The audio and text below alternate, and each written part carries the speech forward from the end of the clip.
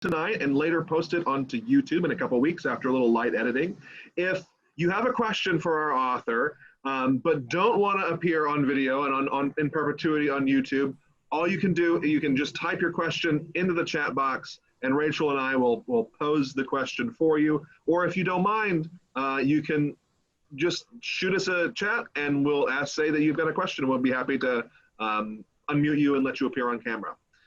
So I have been greatly looking forward to this evening. It's my great pleasure to introduce S.C. Gwynne for Hymns of the Republic, the story of the final year of the American Civil War, a masterwork of history that's now available in paperback. Sam Gwynne is the author of 2 previous acclaimed books on American history, both New York Times bestsellers. Empire of the Summer Moon, which spent 82 weeks on the bestseller list and was a finalist for the Pulitzer Prize, and also Rebel Yell.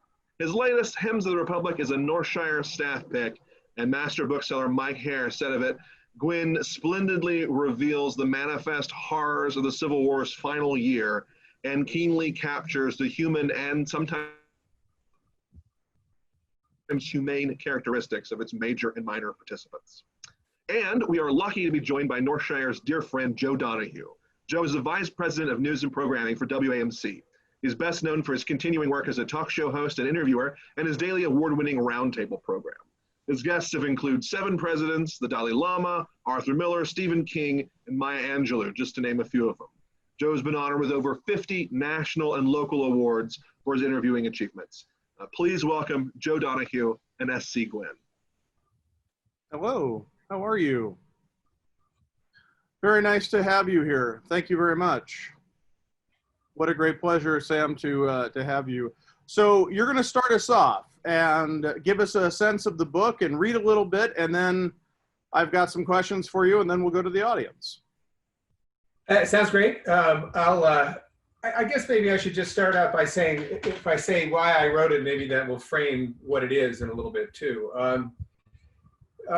Basically, I had written a book about Stonewall Jackson called Rebel Yell, and it was about the last 2 years of this, or the first 2 years of the Civil War. That was because Jackson died at the Battle of Chancellorsville in May of 1863, sort of mid-war. And I'd written that book, and I subsequently was reading around in kind of the end of the war literature. And one thing that struck me was just how incredibly just cruel and bitter and vengeful and hard and awful, and we keep going with the adjectives, the end of the war was, and how much more so it was than the beginning of the war, which it seemed in retrospect innocent, a kind of bandboxy kind of war where everybody kind of marched off gloriously to war with light in their eyes and bands playing and so forth. Obviously, war is more serious than that, and people do die, but I had a real sense of how different it was. I mean, radically different, not even the same war, not the same country, just over those few years. And so I thought, well, that would be a good idea. I'll write about, the last year of the war. And so then, of course, you wonder who else has done that. And so I do what highly trained historians do. I Googled it. And I discovered, to my astonishment, I figured that maybe there would be 75 books on the last year of the war. I mean, because the Civil War is really, we can fill warehouses with Civil War books. And lo and behold, to my astonishment, the last one that was on really the last year of the war was Bruce Catton, Stillness at Appomattox, Pulitzer Prize, 1954, and the reason that I was interested in the Civil War in the first place. And so I thought, well, and my book was going to be a little different. He focused on Army of the Potomac, which was Grant. I was going to include, Sherman and other things that he didn't do, but and a lot of the black soldiers of the war, which he didn't do. But basically, I thought, well, what a great thing. It's a proven concept, but it hasn't been done in 75 years. And also, I personally had such a strong reaction, so I wanted to figure out why it got so bitter. What was it about it that made it turn so bitter in that final year? And by the final year, I mean essentially March of 1864, when Grant comes to Washington to accept the three-star general commission as head of the armies, and ending roughly a year later at Appomattox in April of 1865. The war didn't end at Appomattox, but that's the frame of the book. So, do you have something to read for us as well? No. Okay, great. Yeah, I don't usually do. I know fiction writers do, but I don't usually do readings. But Fine. Then I am ready to ask you lots of questions if that works for you. yeah, it works for me. Excellent. When you start looking at in the writing, when you start looking at the saying, okay, I'm going to focus on the last year of the war, then how do you sum it up in your mind for both the reader and even for yourself of what came prior to it to get you to that point to start to tell the story of the end? The way I kind of did it, I guess my approach was I decided to open with this kind of strange moment in the war. It's March of 1864, and we're about to unleash the kind of Armageddon of the Virginia battles, Lee against Grant. Grant's coming to Washington to get his commission, and Washington is this weird place, and it's this strange, Washington is surrounded. It's the most heavily defended city on earth, 60,000 men, more guns than, nothing on earth looked like it. And so I thought, well, okay, I'll start there. I'll set this scene. I'll set the scene is Grant is arriving and Lincoln is having a party and Seward is there and everybody is waiting for this guy who's going to be the savior of the Union, because everybody thought he was the undefeated guy from the West, right, who's coming to finally beat the great Confederate genius of the East, Lee. So I set it up that way. And so when you set it up that way, you kind of then have to catch the reader up on what just happened. Well, let's see, and which battles just happened. Chattanooga just happened, and how far are we from Gettysburg and so forth. And so that was the idea. It was kind of do that what we would call in journalism a scene setter that catches the reader up. That was the technique anyway. It was such an agonizing year that you write about. So let's talk a little bit about both Grant and Lee, because they're both having a tough time of it as of the beginning of the book. Yeah. So as we come into this last piece, Lee is pretty much regarded as the kind of this indomitable genius of the South, and he's the main reason that the war is even continuing on. And he's not unbeatable. He was beaten at Gettysburg, although his army wouldn't have told you that.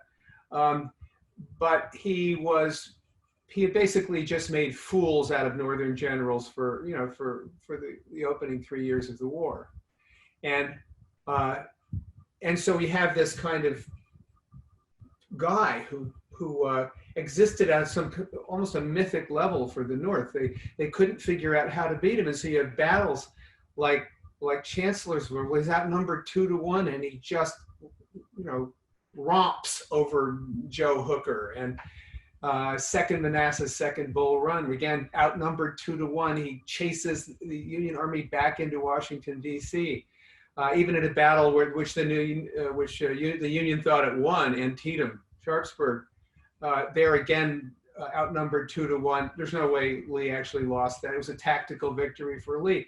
And so here's Lee. The Lee that I paint, though, is an entirely different man. Is a man who is basically losing everything in his life. A man who regarded himself as a failure in his career as an engineer, basically coming out of West Point, and was experiencing this loss of everything that he owned, all of his properties, all of his slaves, his property, all of his money. His family members were, at one point, one family member was dying, another one was in a northern prison camp. And the world is kind of collapsing around Lee. So I portray Lee in a way I think that people aren't used to looking at him. Grant, on the other hand, Grant is, I should confess, kind of my hero, and has been for a long time. I have a very high opinion of Grant, and that's part of the revisionism that's gone on in history writing. When I was growing up in Connecticut, I'm a Yankee. When I was growing up in Connecticut, Grant was seen as a drunk and a crook. And that was pretty much it. That's all you needed to know. Grant was a drunk and a cook, and somehow he won because he had so many men. And Lee was, this is seen from Connecticut, mind you, the indomitable genius of the South. And so what I'm trying to do here is portray Grant, I guess, in this new light, a little bit of a new light, perhaps, and Lee certainly in a new light that I don't think people are used to thinking of him. Yeah. So let's focus on Lee for a moment and talk about this new light that you just described. So how did he come to that, and ultimately how did it affect the last weeks and months of the war? It's interesting. Lee largely kept his problems separate from his military career, but he, of course, Lee in the war is an interesting creature. He's well thought of in the Army, and the Union even offers him, Winfield Scott even offered him command of the Union armies, which he turned down because Virginia trumped, any military affiliation that he had. But Lee, again, as I said, hadn't really been much of a success in the Army. He'd been kind of a lifer and, doing things like working on harbor revetments in the Mississippi River in New York City and things like that. And this was kind of the life he had. And he realized it was just a pale shadow of his father, who was this glorious Revolutionary War hero. It had his downside too, but had certainly made his bones. And so we have Lee coming into the war. He performs badly in the opening. He really doesn't do well at all in his first assignments. And he's got all these nicknames immediately, Granny Lee, or retreating Lee, or the King of Spades, because he would dig in and didn't want to fight. And he was thought to be kind of too fussy for the war. And remember, that was Lee until the 7 days, which is in the second year of the war. I mean, this was who he was. So anyway, the mythical, the incredible Lee that kind of exploded onto the world, really explodes on the world starting in 1862. And so this guy now, who is in the process of losing everything, is now in command of this kind of final single combat, as the world saw it, against Grant. It's 1864 rather, the spring. The two are going to meet in this kind of great single combat, and the outcome is going to determine what happens to the war, who gets elected president, all these things that it's going to determine. But one of the things I wanted to bring up, though, is that I finally came up with a term for something that I had always been intrigued by. And that was that the more Lee wins, the more everything in the South gets destroyed. I call it the Lee paradox. And so Lee, being the principal reason why the Confederacy hasn't lost, it should have lost, but it hasn't. As we go into this last year of the war, we've got this, Lee unleashes these demons, not only of the economic destruction of the South. At some point, we've got 2/3 of the wealth is gone, half of the farm machinery in an agricultural country. I mean, the numbers of young men and even middle-aged men who are dead is astounding. We have the unleashing of the demon of prison camps, which didn't exist before. Now we have Elmira in the north and Andersonville in the south. Really extraordinary things happening. We have the unleashing of the hard war, which was kind of invented by its great theorist William Sherman, but practiced just as well by Phil Sheridan. This is just, we're just going to go through the South and burn it. This is unleashed. Guerrilla war on a level we had never seen before is unleashed. I mean, this is what is happening as time is going by. So it's interesting, as Lee is himself held together. Lee is no less of a great general than he was, but the world is falling apart around him. When you then look at Grant, as you earlier described him, someone who's certainly known for being the great field commander, but that is something that starts to erode as well in this final year. Right. Grant, it's interesting. This is a great historical debate. Is Grant, or was he a good general, or do we believe that kind of, that historical school, which which suggests that no, he was just a butcher who just fed men into the chopper, and he had more men to feed into the chopper than Lee. So with, you know, I open a vein, you open a vein, who bleeds to death first? Well, Lee does, and that's that view of history. Grant the butcher, Grant the sacrificer of his men. There are two sides to that question. One, if you look at the Vicksburg campaign, which I won't get into, it would take a week or three to get into, but if you look at that, it's just flat brilliant. It's militarily brilliant every single level you can possibly imagine. I mean, Grant at his best is flat military genius. On the other hand, in this last year of the war, he alone, really, of all the Union generals, appreciated the idea that this was, in the end, a war of attrition. So that if you can get 180,000 black soldiers, which he did, into the army, that helps you out. If you are not unwilling to sacrifice men, that also helps you out. And this is one of the things that was true. If you look at these really bloody battles, Wilderness, Cold Harbor, Spotsylvania, this is what happens at the opening of my book, if you will. You see that Grant really was willing to sacrifice men in a way that other Union generals weren't. And he understood, and Lincoln knew that he understood. And Lincoln had a horror of this sort of thing, you know, of sacrificing men like this. And it's interesting, at one point in the book, I just paint this kind of portrait of, we're at Spotsylvania. And I'm showing what it means to be the Grant who is willing to sacrifice, because at the front lines, it's really tough if you're a Union soldier.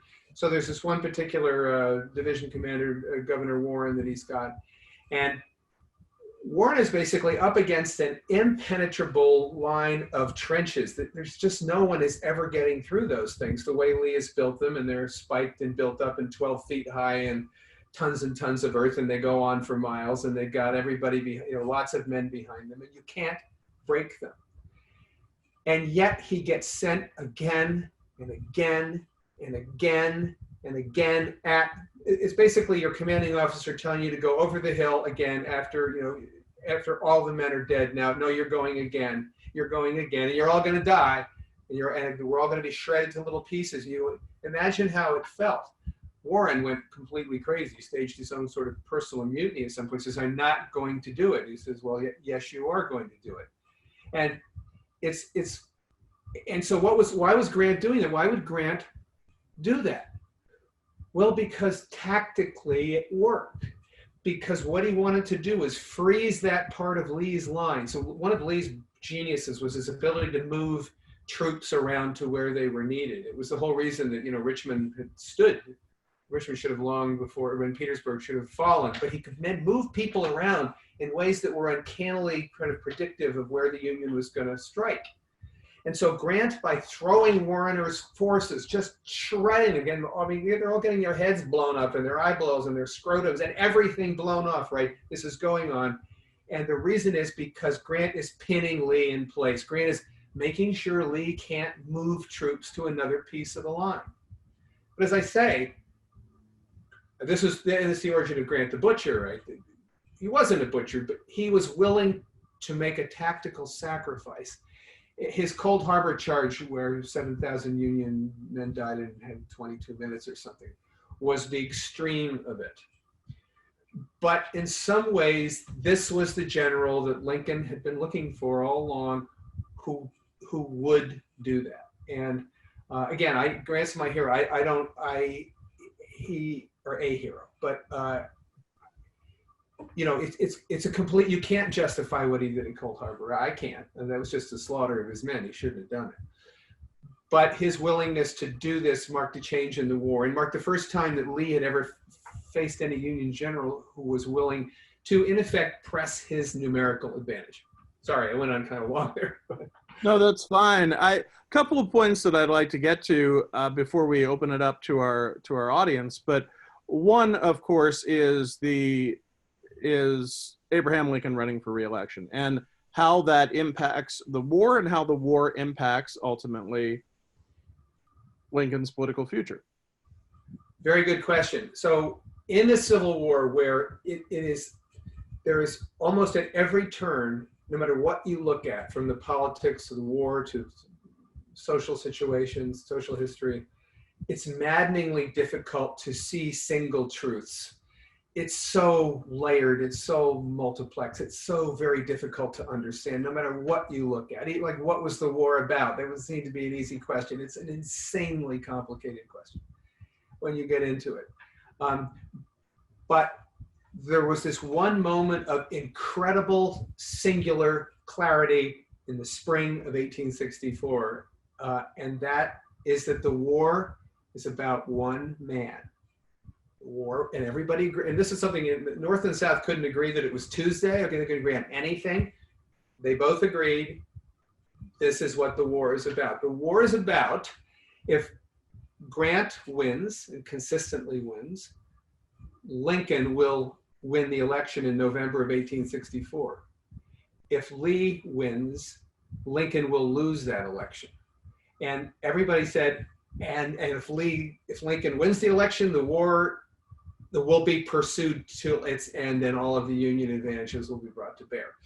If Lee wins, if Lee beats Grant, the Lincoln will lose, and the Democrat who wins will presumably have to make some kind of negotiated peace with the South. Now, whether that holds and whether the war is fought later, who knows? But that's what everybody thought, and pretty much everybody was right. Lincoln was never going to negotiate. Lincoln was never going to allow any kind of negotiated peace to take place, not at least on the terms that the South wanted it. And so here's this, so suddenly the whole world reduces to this guy. And in the summer of 1864, Lincoln was like one of the least popular people in the United States, and the Confederate States. He was hated by everybody in his own party. He was, nobody, even in his own party, even his friends, in August of 1864 would have told you that he was going to win in November. He wasn't. It was over. Massive movement against him by his own party. Massive thing. Who essentially were in an informal alliance with the Confederacy because they had the same interest, which was to get rid of Lincoln. And so you have this fascinating, okay, how is Lincoln going to win? Lincoln's going to win partly because he's a smart politician, but the main thing that's going to let him win is victory on the battlefield. And that effectively is going to be given to him, and again, clarity, a great deal of clarity again, when Sherman takes Atlanta. Lincoln was going to lose until Sherman takes Atlanta, September 2nd, 1864, and then the world changed. So great clarity every once in a while in the war. I also wanted to, one of the things that's so fascinating about the book and in the way that it's written in these chapters and vignettes that you have and profiles of people, that we learn so much about them. And so just a couple here that I'd like to quickly focus on. One, of course, is Clara Barton. Give us a sense of Clara Barton and what fascinated you about her in the writing of this. Clara Barton was one of the things as a historian that it's always fun to write about women, but it's hard if you're writing about war. In the Civil War, it's hard to find women in the war because, well, they weren't fighting it. They weren't in the army. There were a number of them. Well, some women who dressed up as men and fought, but they weren't supposed to be there. But to find a real hero who was a woman in the war, and there were some for sure. And Clara Barton to me was just one of the great heroes of the war. And she more or less invented battlefield nursing in a sense. She was. I'll give you just a little vignette of who she was. She started out the war. She would just go and gather, raise money on her own and gather up a wagon full of supplies and bring it to Massachusetts regiments. She was from outside of Worcester, Massachusetts, and this is what she would do. But at some point, this wasn't enough. She wanted to help, and she realized that there was the medical care on the battlefield was just horrendous or non-existent. The ambulance corps could barely get to anybody, even to bring them back to non-existent field hospitals. It was just terrible. And so she starts at some point, she gets this idea that I'm going to go bring medical supplies to the battlefield. because she knows that they're not there. There's all this red tape that she's got to go through and all of these barriers that you can't do that. Certainly not an attractive, petite, you know, whatever she was, 40-year-old. There's no way you're getting through. You're not doing this. Anyway, she does do it. She brings her full force of charm and aggressiveness to do it. I'll just give you an example here. There's a battle brewing kind of up on the Maryland, up on the border, and she knows that there's a battle brewing up there, and she doesn't know where it's going to be. But she solicits, she raises the money, she packs a wagon full of supplies. She has a male companion because she wouldn't be allowed to go anywhere. She and the male companion go off in this wagon up toward they don't know where.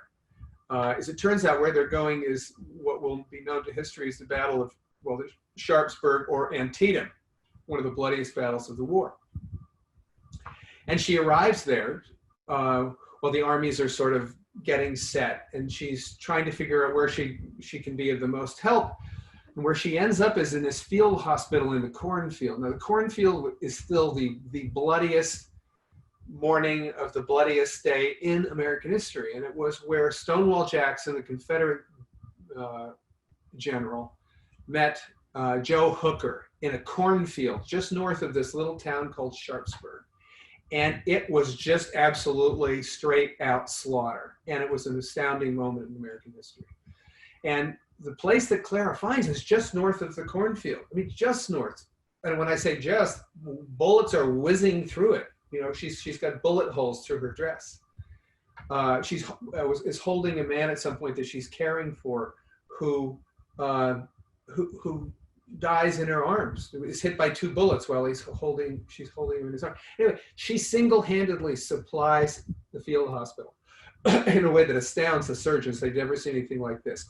Darkness comes. They go, what do we do now? We got 100 people we need to operate on. Suddenly, Clara has brought lanterns. They have lanterns. She's doing operations herself. She's cutting bullets out.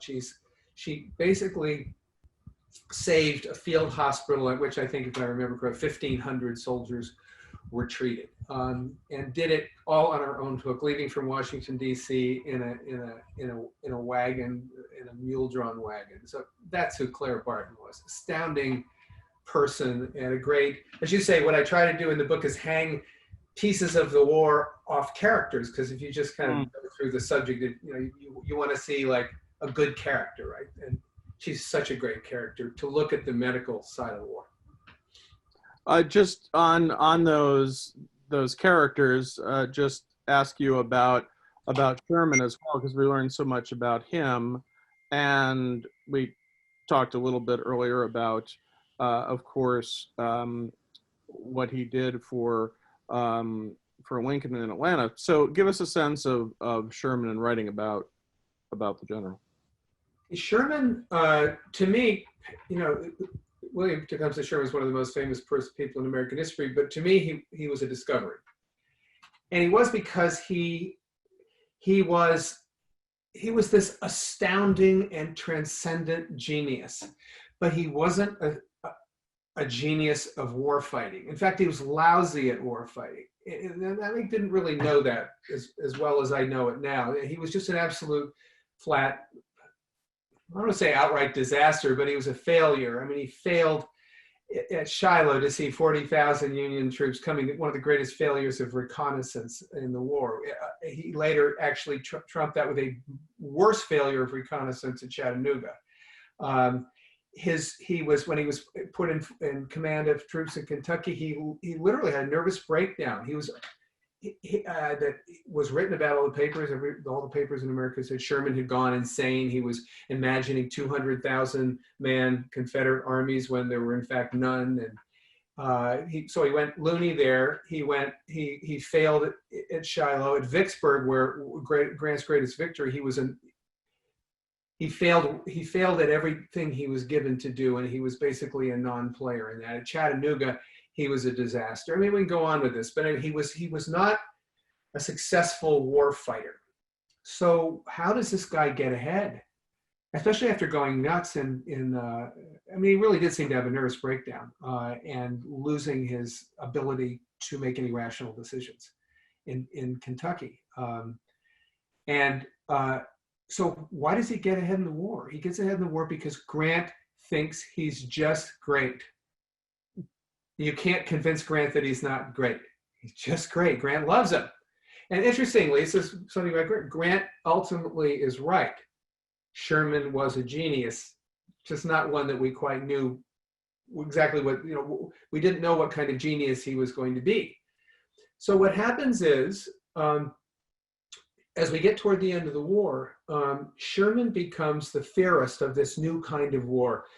Some people back then called it total war. It wasn't total. Total war is what we would call the Allied bombing of Dresden, where we were dropping bombs on innocent civilians, or Hiroshima and Nagasaki, or any attack that's deliberately against civilians. That didn't happen on any significant scale in the Civil War.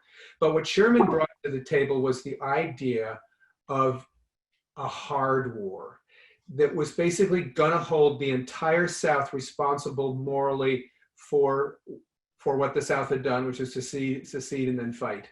And then he was going to essentially destroy the South, show that he could destroy it, and prove that the war, to an average Southerner, war was equivalent to his or her personal economic ruin.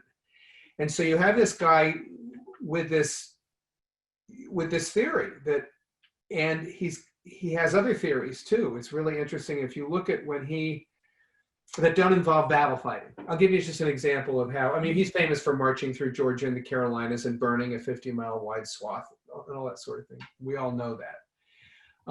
But if you look at, if you just freeze the moment when Atlanta has fallen, it wasn't really because Sherman was that brilliant, but he did okay. He had some moments before there that weren't okay, but Atlanta falls.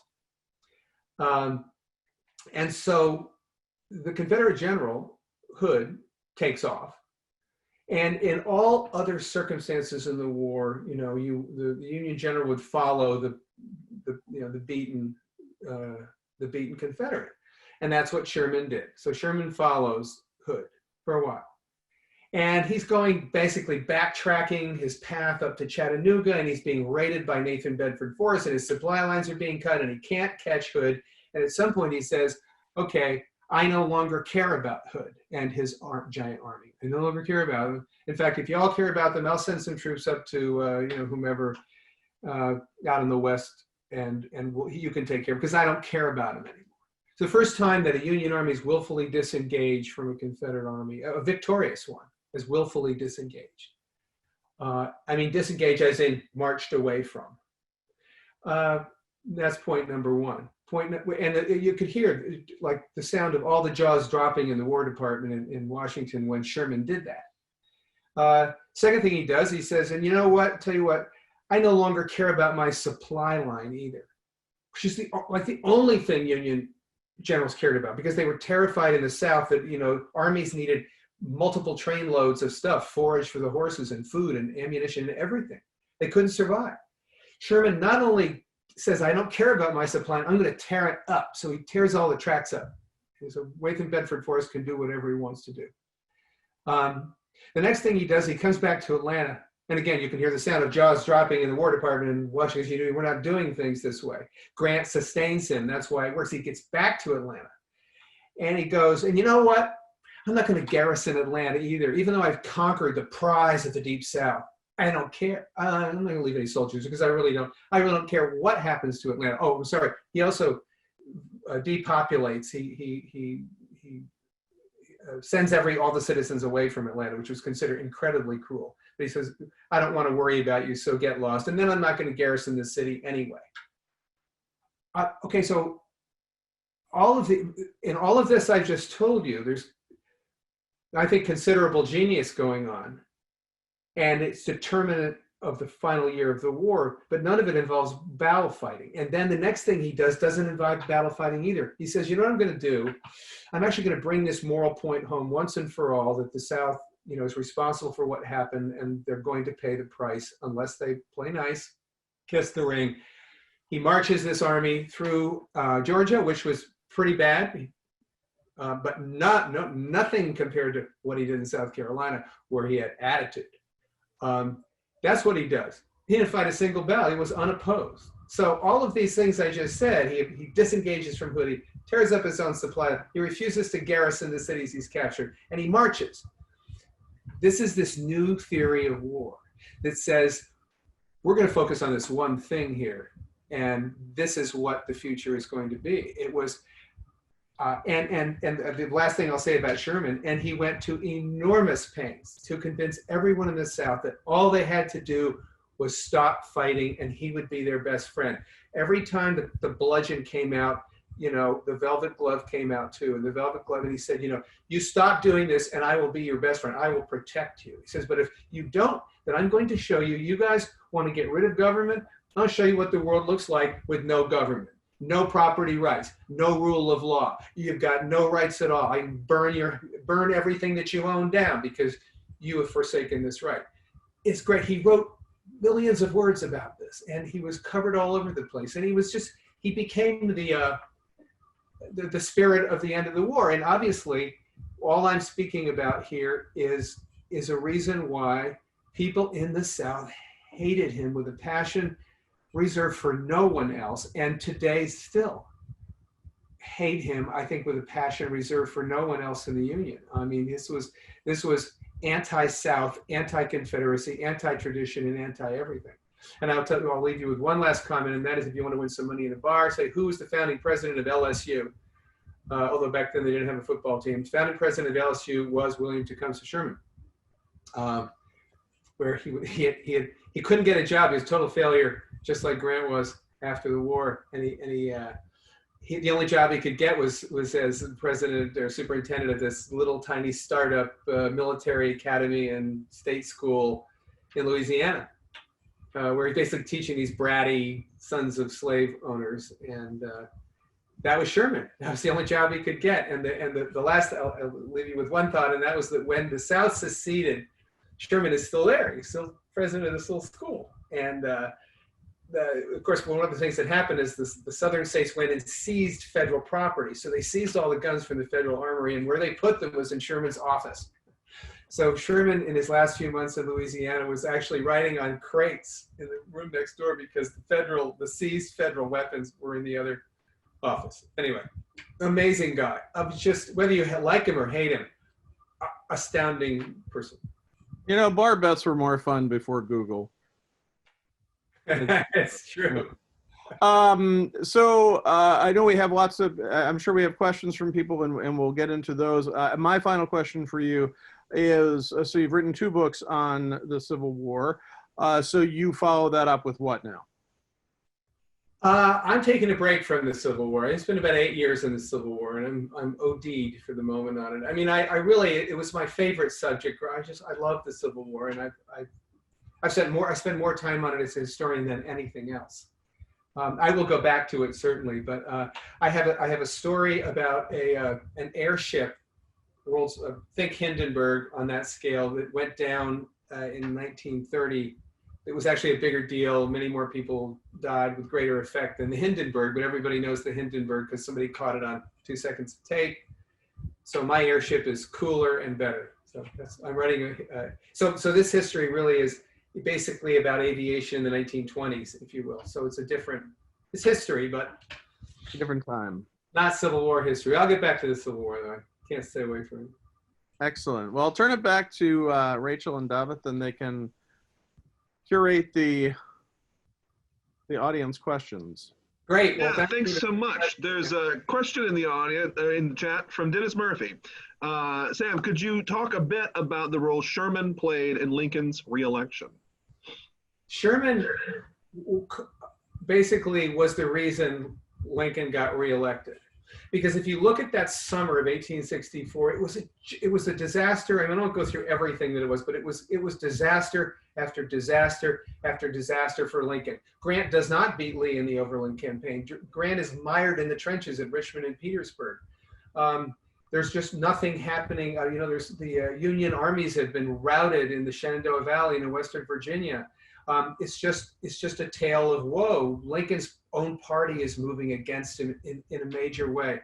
So you have, going back to my earlier formulation, which was that, you know, if we win in the battlefield, Lincoln wins, and if we lose, we lose. So there's this kind of late August 1864, the Democrats are having a convention where they're nominating George McClellan. And they are rocking it, man. They are just, it's like drink, more booze, more fun, they are going to win. And they are basically, this guy Lincoln has drained the country and of resources and men and money and everything else. But mostly what he's done is he's mismanaged the war.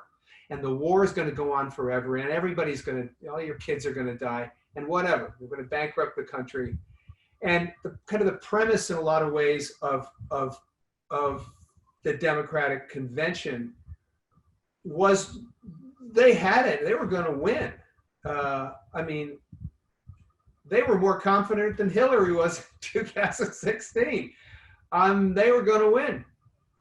And literally, while some of them still hadn't gotten over their hangovers, came this news from Atlanta. Atlanta had fallen.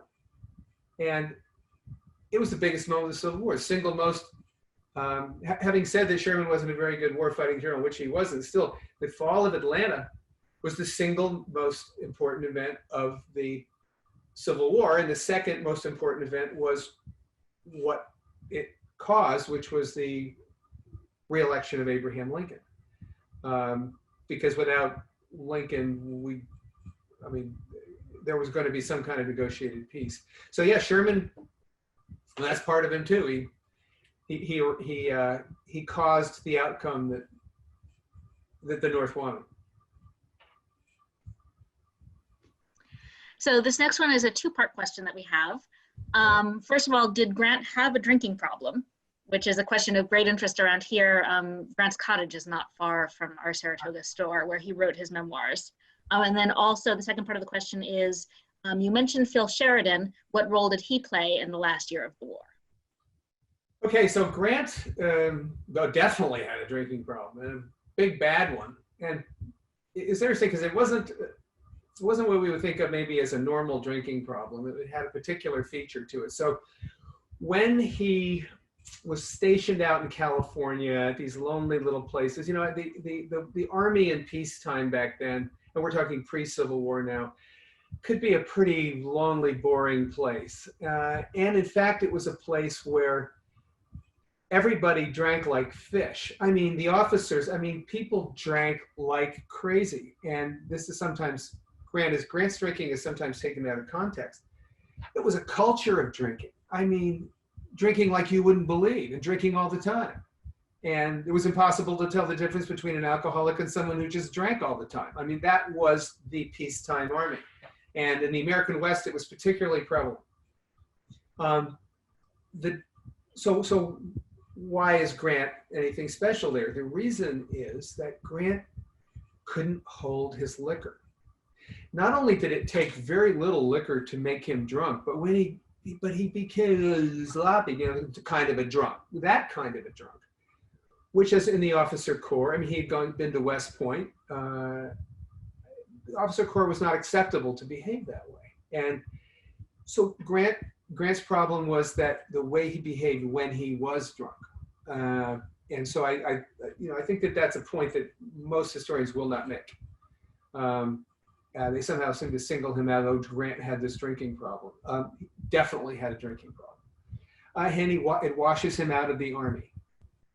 But the thing about Grant, though, was that he's this fighter. He's this, he never, when things look bleakest for him and when everyone else would have accepted defeat, Grant won't do it. And gosh, you know, washing out for drinking, he's got the drinking problem and he's getting into middle age and he's a failure in all of his business ventures, some of which he tried during the Army, which are, of course, all failures. He ends up, you know, selling firewood in St. Louis. This is a West Point officer. And yet he stops drinking, actually, after his issues with the war. And he sort of settles himself down. because he's a failure, he ends up months before the war working as a clerk at his father's leather store in Galena, Illinois.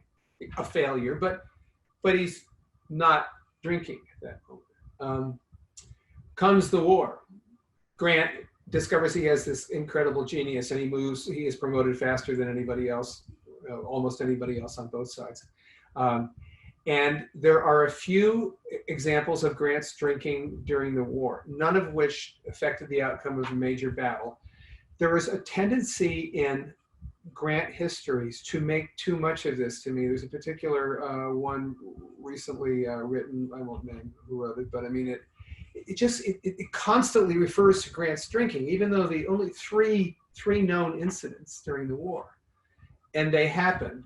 And one of the things that Grant did intelligently was that he generally surrounded himself with one of two people, or sometimes both. One was his aide, who was just an aide. I mean, nobody you would have heard of, but it was just an aide that kept track of him. It was kind of his moral monitor. The other was his wife, Julia, who didn't tolerate it either. When he was around both of them, he didn't drink. And when he did drink, he slipped the leash and did it.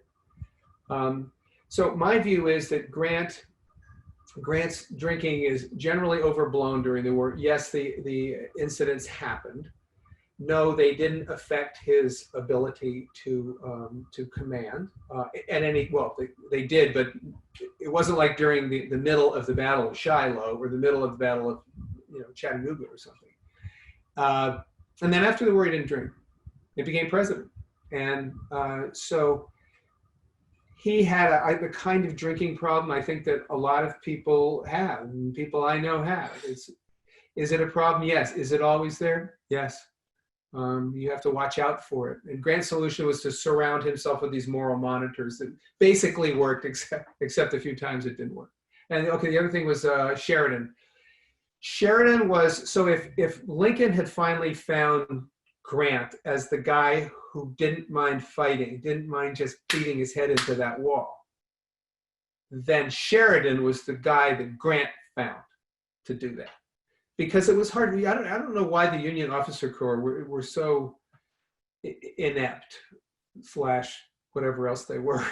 They were, though. It was hard to find good soldiers in the Union Army. There were some for sure, but particularly in positions of high command.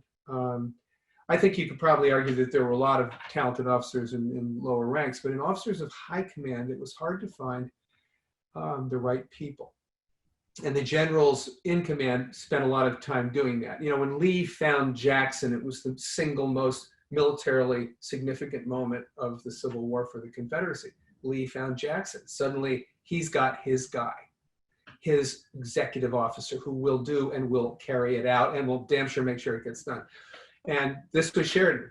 And Sheridan was incredibly tough. Sheridan is famous for, actually, if I had to say, which was worse, the burning of South Carolina or the burning of Virginia's Shenandoah Valley, I would probably say the burning of Shenandoah Valley, although they were both horrible. But when Sheridan finally was unleashed by Sherman and Grant, by Grant, really, but using the Sherman hard war mentality on the Shenandoah Valley. By the time he got through with it, I mean, there wasn't a fence rail, there wasn't a chicken, there wasn't an egg, there wasn't a seed, there wasn't a piece of hay, there wasn't a cow. I mean, there was a number of the houses were burned too. There wasn't the goal wasn't to burn houses, but a lot of the guerrillas operating in Virginia were operating out of the houses, and the houses would get burned. Basically, Sherman just burned the Shenandoah Valley to the ground, and so he would be the other face of the hard war, of the thing that happened in this last year of the war that the Lee paradox, kind of unleashed. Thank you so much. There's another question here from Dennis, the last one from Dennis. Would Civil War generals be accused of war crimes today? I don't, Civil War generals. Let's talk about, say, Lee and Grant, for starters. I don't see how you could accuse either of them and make a case for it.